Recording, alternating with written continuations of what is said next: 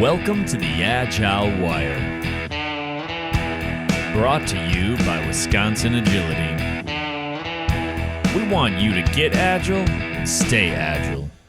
Now here are your hosts, Jeff Bubolz and Chad Beier. And we're recording. All right, kick us off, Jeff. All right, we've got Craig Schiefelbein joining us on the podcast today. Craig's known as the co-founder of Paradigm Development Systems, or PDS. That was like 35 years ago. And he built that company from change in his basement with his co-founder. And he built it to a $200 million in revenue company. And it was an IT infrastructure company. But that was like 26 years of his career building this company, and the last 14 years, he's been focusing more on being on boards. He's also received the numerous awards like the Ernst & Young Entrepreneur of the Year Award. That was a while back. Most Innovative Business Solutions in North America from Intel he received, the Ronald Reagan National Leadership Award, and was repeatedly named one of the best companies to work for when he was running PDS. So Craig is also really active in charities, and he's started a foundation and donated over $3 million to the local charities in the area in Oconomowoc, and many other things that I haven't said here. He's very active in the Milwaukee community.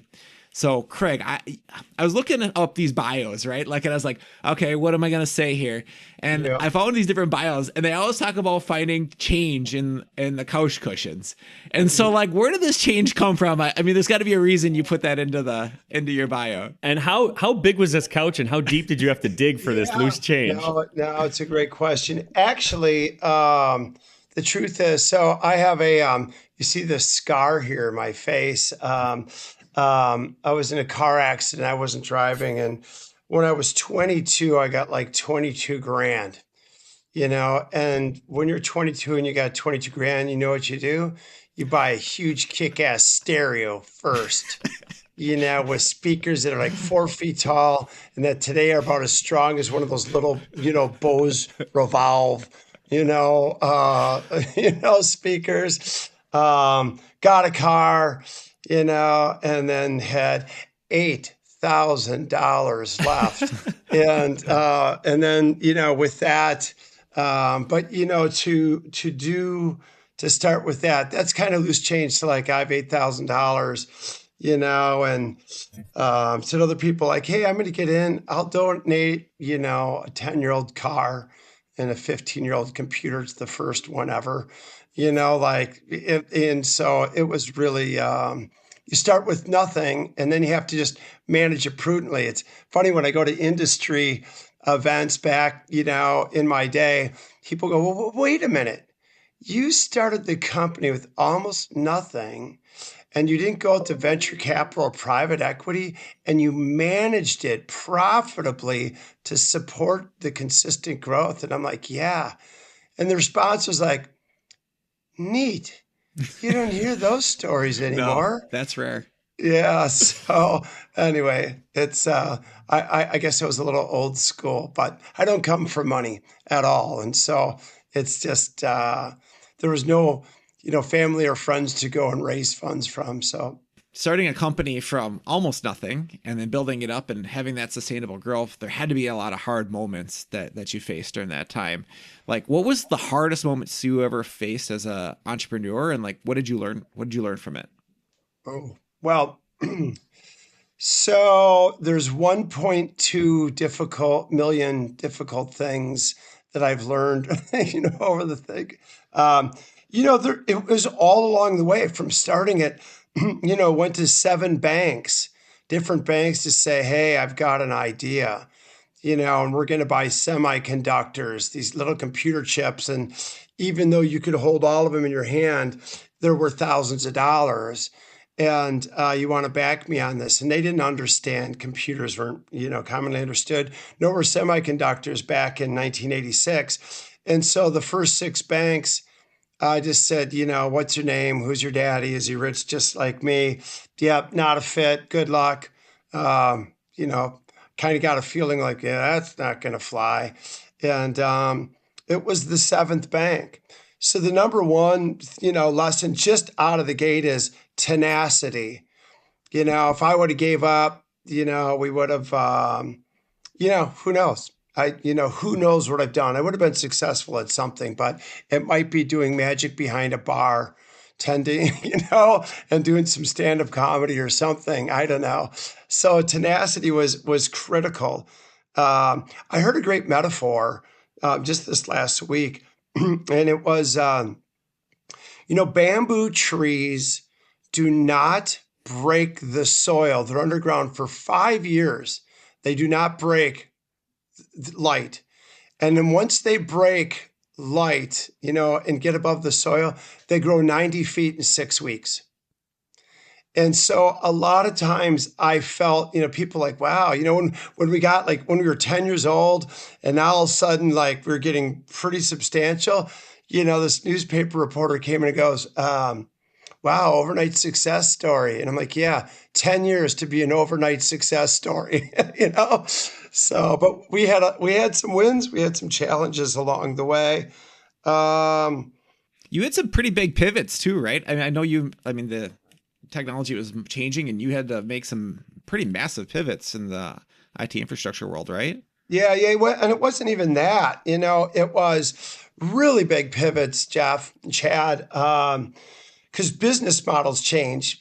People go, wow, a lot of people would assume wow, you're in IT, must see a lot of change. Well, they're talking going from Windows 9 to 10, 10 to 11, they're talking about technology change. And that's negligible. That's to be expected. That's incremental change. But we started out as a chip broker. And because we could, with our little money, we could buy chips. And people were selling computers, mom and pop computer shops, and the American TVs, and what was of a Best Buy back then. We're selling computers with very little memory in it.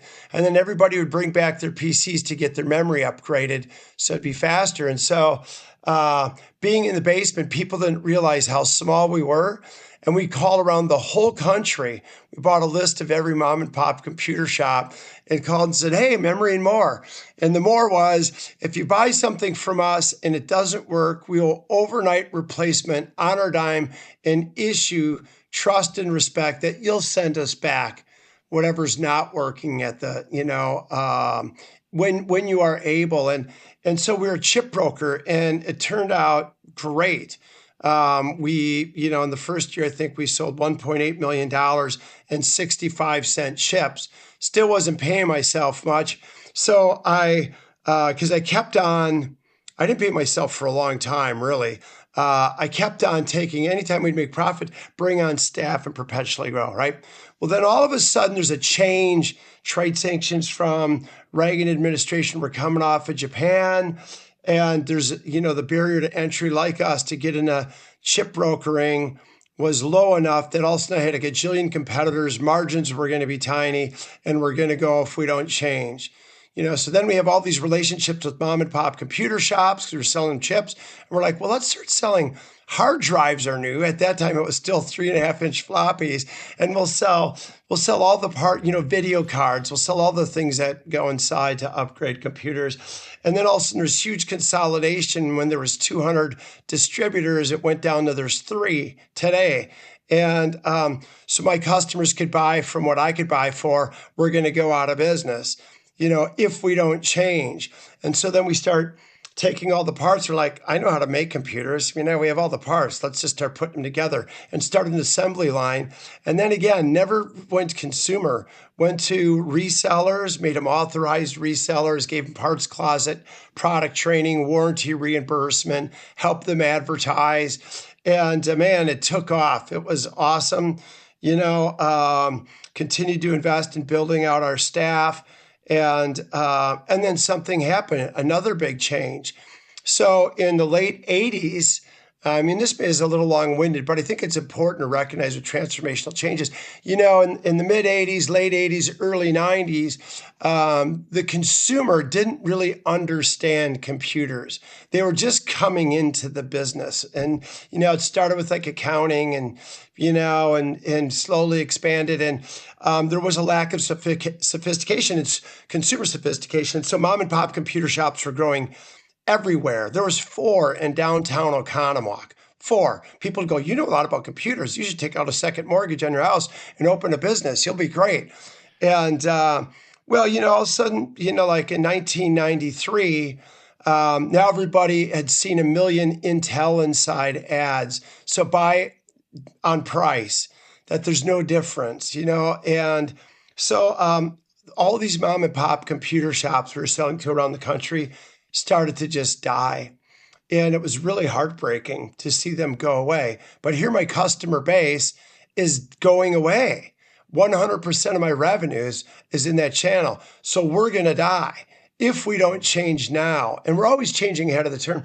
So then all of a sudden we're like, okay, we'll go direct to large enterprise. Still, we don't have to have the service arm. So we're going to large enterprise accounts, like Marshfield where you worked, and Mayo and Harley and Kohl's, and the power companies, and because they had their own IT department and service arm, and we do the same thing, give them parts closet training, whatever it is. And man, that was great. And Y2K was great because Y2K, everybody goes, we're going to have to replace all our computers.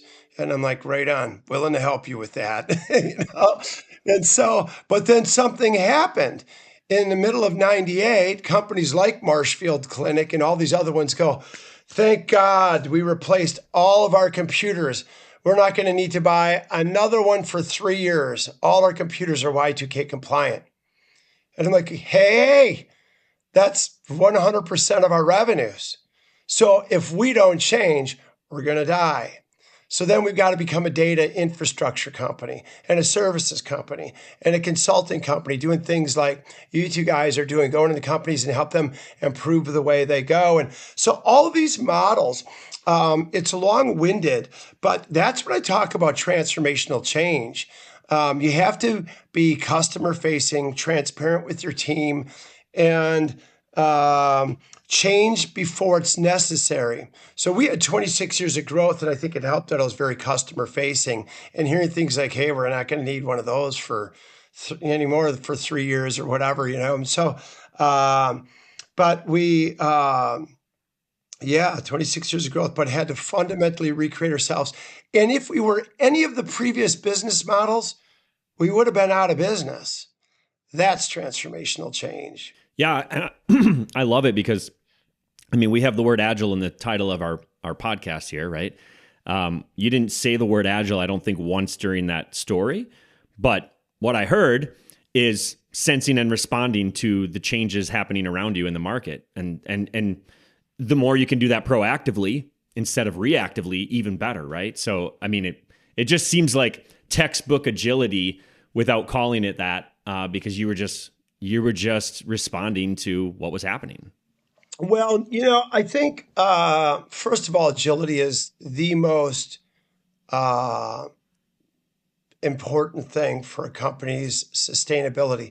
In fact, the only long-term sustainable competitive advantage is agility. And that's ability to fundamentally recreate how your company goes to market. What are they going to do? What are they not going to do? And get new innovation to market faster than the competitive landscape. So agility is paramount. And those that don't change, if we wouldn't have changed, we would have been gone. And that's why the average lifespan of a company is what it is. It's 5 or years less because they have an idea and they stick to it and will take out a bigger second mortgage. And I know what I'm doing, but what they're doing might become irrelevant over time and what is in demand pull, if I told you right now, hey, we just built the fastest fax machine on earth. We've been all in on faxes, and we're a big deal in the fax community. You would yawn, because we didn't evolve, right? Yep. Yeah. So, and there's a lot of things you have to do to be agile, so. I got a question here. So you've had all these massive changes, business model changes, technology changes that you went through, and consistently you were like one of the best places to work in Wisconsin. Yeah. So how do you do that? Because so many people have this like mindset that if we're changing rapidly, it's not going to be sustainable. It's not going to be humane for the people doing it. Yeah. Yeah. No, that's the magic. And not that, I possess it. I certainly try to surround myself with people more than academic, with character, to be loyal and agile and just be all in. I did a lot of recruiting, of people without degrees that I go, this person will be great for our culture and help us evolve over time. But you're right. How do you have sustainable growth, going through transformational change 7 different times, and be a best place to work? And Chad knows the story. Before he started the company, I worked at a job where I was told I wasn't paid to think. And, it was kind of the sock in the gut. And so, number one, I just said, I'm going to be super transparent about how we can impact the human condition and how their roles can impact the human condition. So it's purposeful in that they want to do versus have to do their job, right? And then I would talk about, here's how I think we can best do that and be a model to emulate among our peer groups. Here's the competitive landscape. Be transparent as a CEO. Tell them how we impact the human condition and how they can from their roles. So it's a want to versus have to. It's purposeful. And then, changes in industry and the perception of consumer and customers and their priorities and the competitive landscape. And then I'd say, I'm not the smartest guy in the room. If I am, I'm in the wrong room. So what do you think we should think about doing? And I'm not going to tell you what you go through in a day. And innovation came from everywhere in the organization. And then I would share a percentage of the bottom line with them at the end of the year. So it really had this culture of ownership, that they could provide input, they'd share in the bottom line. So, they weren't kicking a hard drive under the workbench if it fell, because, some percent of that was theirs. It became self-policing. And so it just had that culture where everybody was paid to think. And then I think there's another thing, I talked about hiring people. Maybe they don't have a degree, but they had character and they were committed to this culture. And I remember hearing this quote probably back about the time you guys were born. General Schwarzkopf said, leadership is a combination of strategy and character. And if you have to be without one of them, be without strategy. And so I think getting people to totally trust in leadership is paramount. To issue that love, trust, respect out of the gate to them. And then that it's reciprocated. And then if you go to them with your heart in your hands and saying, hey, man, our cheese is being moved, they're going to go, help me understand. What do I need to think about doing?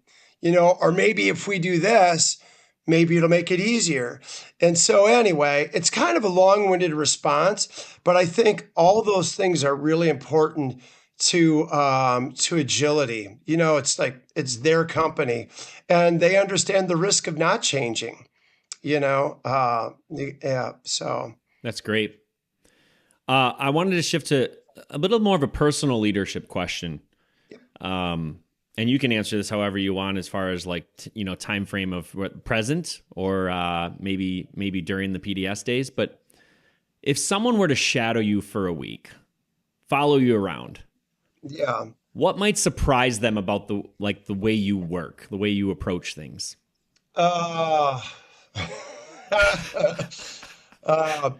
some people that have been close to me go, how do you do so many different things at one time? Through multiple boards and different roles. And, it's what is my highest and best use as a player in an organization is perceived to be different by the 5 different boards that I'm on and the company I'm currently running as CEO and chairman. And so I have to be pretty multifaceted, and I'm going hard.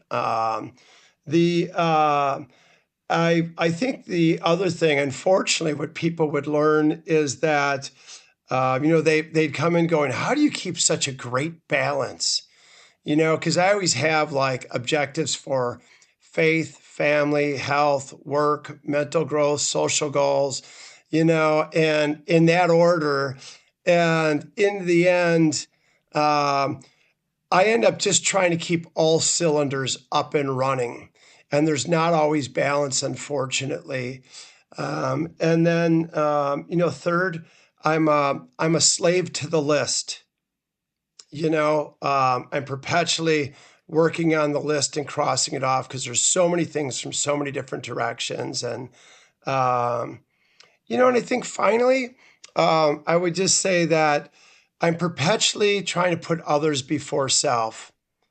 I think, Chad, and we've talked, I'm probably not the best manager, more of a leader, higher in EQ than IQ a little bit. And so, all those things about empathy, support, flexibility, that interpersonal relationship, optimism, but also all of it under being grounded in reality, I think is they would recognize that, my heart is about helping other people become. So it's long-winded, but, if somebody sat behind me, those are, and I've had that, my assistant's been with me 25 years. That would probably be her observation. Yeah. So, that's awesome. Yeah. So, go ahead, Jeff. Sure, like over the years, you've gotten a lot of bad advice too, right? We talk about a lot of good things here, but like, what's the worst advice that you've gotten that often people follow? I mean, as a board member, I'm sure you're hearing things that people have, are getting from other places, and you kind of have to be like, "Ooh, that I wouldn't go that direction." So, any thoughts on that? Well, there's first of all, I'll tell you 3 lines that I hate, or a couple. Number one is, "Hey, man, it's just business." I took a vendor and multiple accounts, landed them, and then a new sheriff in town comes in, the new sales rep that replaces the guy I was working with, and goes, "Hey, man, we're going to have to take all these accounts direct and cut you out of the deal." It's not about the money, but it's about the money, and it's just business. Horrible. Like that's, if you do that, it's not sustainable. Relationships will not be sustainable. And, also when I hear people go, "Yeah, that's not my job," certainly when you're a small company, you have to wear a lot of hats. So I'm responsible for wiping down the conference table and taking out the garbage, in addition to presenting to investors and clients today, right? And so, but not my job. Those are 2 things that I don't like. But that bad advice is really, money first and everything else follows. Now, profitability is important. You say money doesn't buy you happiness, neither does poverty. And you certainly don't want people to lose their job because you're mismanaging, right? So, but, there's a much bigger picture to be sustainable over time. I don't know. I think those are big ones, for me. And I had somebody close to me go, "You know what you got to do? You got to look out for number 1 first, yourself. And then number 2, see rule number 1. rule number 3, see rule number 2. And then you can give a shit about everybody else. Excuse my language on a podcast, but I'm quoting verbatim. And I'm like, yeah, I don't know. I don't think I'd be around if money was my God. What do you guys think? What's the worst advice you guys have got? I'd like to hear that. Yeah.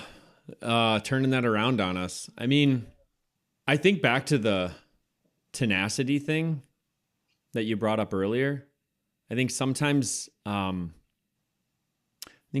bystanders, even sometimes people around you, can just sort of try to help you give up too soon, maybe, and I think sometimes you do have to dig in and have a little bit more conviction, and keep plowing forward with things. Now, it's good to balance that with, like, are you chasing something that's not worth it? But I mean, just like you said, I think it's a story we hear over and over again from entrepreneurs. Like when you talked about going to those banks, it wasn't the first bank, second bank, third bank, fourth. Like, you could have gotten advice during that time where someone's like, it's just, maybe this just isn't going to work out. And if you give up on the fourth bank, you're not telling us maybe the story, right? So I think those moments, I can't point to any specific cases, but it feels like sometimes, it's like there's a lot of pressure to not keep going.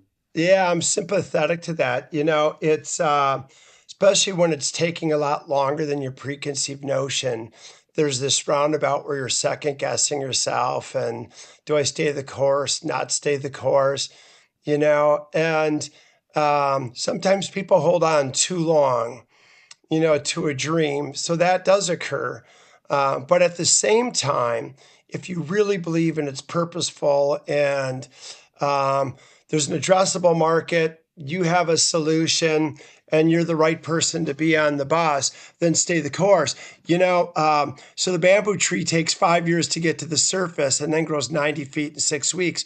Well, there's farmers that grow bamboo trees. What if after 4.5 years, they're like, I'm just going to stop watering this thing?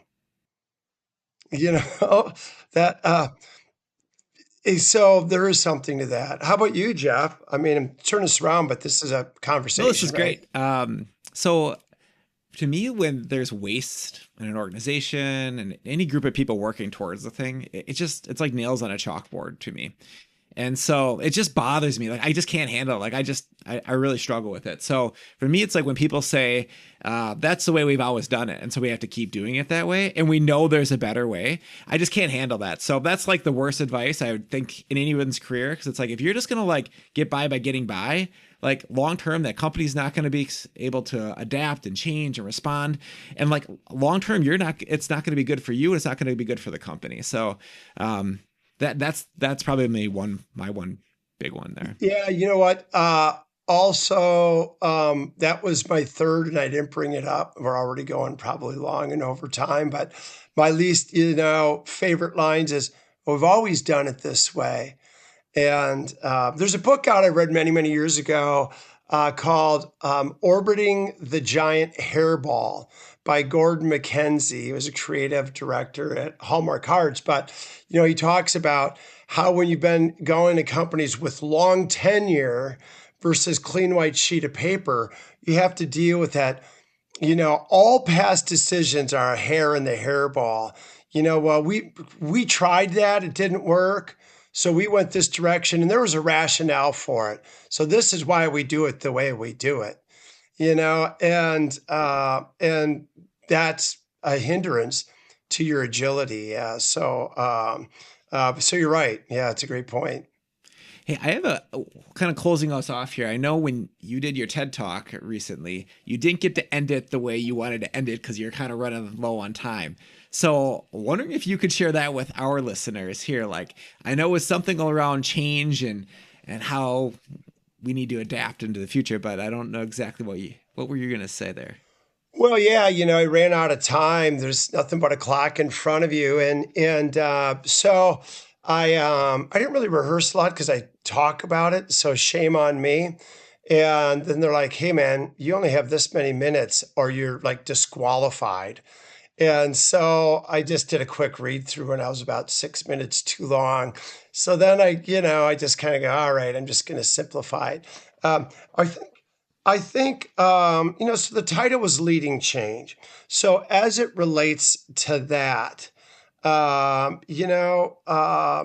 there's one point that I would have liked to expound upon. People don't like change. I mean, you guys get it. You're trying to prompt agility wherever you go. And there's usually a couple, three reasons. One is they fear failure. Can I make this change? Am I going to look stupid? They go to the edge of their comfort zone and they stop in their tracks. I don't want to raise my hand. I don't want my subordinates to think that I'm not smart enough. I've got the respect and I'm pretty comfortable. I'm really good at what I do, which could be insignificant in 3 years from now. So they got to change, right? But in behind all of that, there's a couple of variables, Jeff, is that people resist change because they think they're going to lose something. And we as leaders need to recognize, when you go to somebody and you want to reach every one of them, and you got to go and maybe do some one-on-one touch points or team touch points, they feel afraid that they're going to lose something. It might be a title, might be role, might be location. The culture might be going to hell. We're changing, and I finally got my cube with an office. Now, am I going to lose that because I'm going to go in a different department or whatever it is? And so I think it's really important in leading change that people need to spend, or leaders need to spend time sharing with people what's going to stay the same. That's not done a lot, to go in and say, I assure you, this is for you, not to you. It's big important how we frame this. This is for you, not to you. The culture of integrity will go on in perpetuity. I assure you that. This is the risk of not changing. And this is why I believe that you can make it. But you take the time to explain what they're not going to lose instead of just why it's important to change. I think that helps them. And the insecurity, if you know them personally, the insecurity often comes because people believe in lies about themselves, what they can't do and they can't be because they were in the slow reading group in the second grade, because they got D's in the art class in sixth grade on a project they thought was good. So they're not a creative, innovative type, because they were the last kid picked on the kickball team in the fifth grade. Whether consciously or subconsciously, I just kind of go pants on fire, pants on fire, liar, liar, pants on fire. You're hanging on to this still. Time to relinquish this now. And now we go. And so those are some things that, how do we help people through change? I think those are pretty important points. And I didn't really get to that. Some people wait for a methodology. What's your matrix for change? What's your step process? What's the 5-point, and a lot of, Chad, you're there and we've talked about it. A lot of it is about interpersonal relationships and identifying what are people going to be afraid of. So anyway, I could have spent more time on pants on fire, and now we go. So. Yeah, I think that's so great. So great to highlight what's not changing. And that's, I'm so glad you shared it. I mean, that's going to be new for me even, right? Like, I think when you get wrapped up in a change effort, it is so, back to the easy default is to talk about the actual change happening. And it's harder to zoom out for a second and say, wait, what's not changing, right? And because we've all have change done to us. We all know how that feels.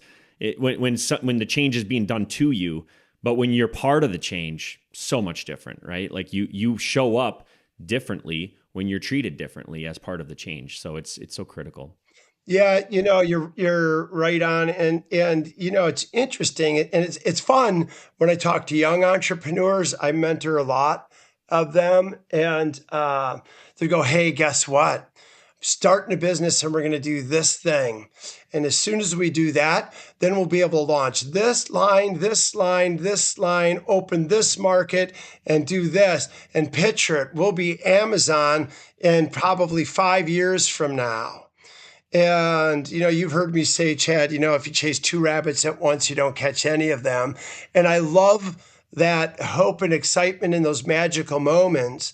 However, so often in companies, you get people go, "Hey, we're also going to start doing this and we could be great at it. Isn't that going to be awesome?" And they may know something that the teammate doesn't know. And they're just saying, "Hey, we're going after this because there's a huge opportunity." And they're not going to the person and going, "But I assure you, these are the things that will remain constant and why you are going to be more relevant than ever." Those are the critical things. Yeah. So anyway. That's great. All right, Jeff. Yeah, I guess at this point, is there anything you want to plug, Craig? I know you're a speaker and you do a lot of that these days, but is there anything else you wanted to plug to our listeners? The floor is yours. Yeah, no, well, thank you. I'm just a simple guy trying to get into heaven. So what do I know? And, I'm not, I do, I do a lot of different things, but I'm not going to plug myself, my website, any of those things. I'm just going to plug the importance of making the world a better place for our existence. And that's not just about the ecosystem. It's about the people becoming. Nobody's going to, I'm not going to get asked on my deathbed, "So how many computers do you think you made and sold?" No way. That's awesome. It's going to be about, do you know how many lives you've impacted? You got people to relinquish the pants on fire, and so, I'm not going to plug anything, but make sure that your legacy is relevant. And that's what's relevant. It's not, what was your cumulative earnings, do you think? Or, it's harder sometimes to work to help people become than make money sometimes. But that's the thing in the end that I love to plug and make sure people are cognizant of. That's the metric at the end. And just along those lines, I was doing a speech on leaving a relevant legacy, and this was probably 15 years ago. And I looked up legacy, and at that juncture, it's come a long way, but at that juncture, all the images that came up were of last will and testament, many different couples in their 80s holding hands, and I just think legacy is not something that you ponder at the end and how did I leave the world a better place. It's something we got to do early and often. You might get hit by a bus tomorrow, and how many people are going to be there going, "I wouldn't be where I'm at if it wasn't for, her or him." So anyway, it's a long-winded answer, but I think it's a good call to action. If you found value in today's episode, share this with a friend. Until next time, get agile and stay agile.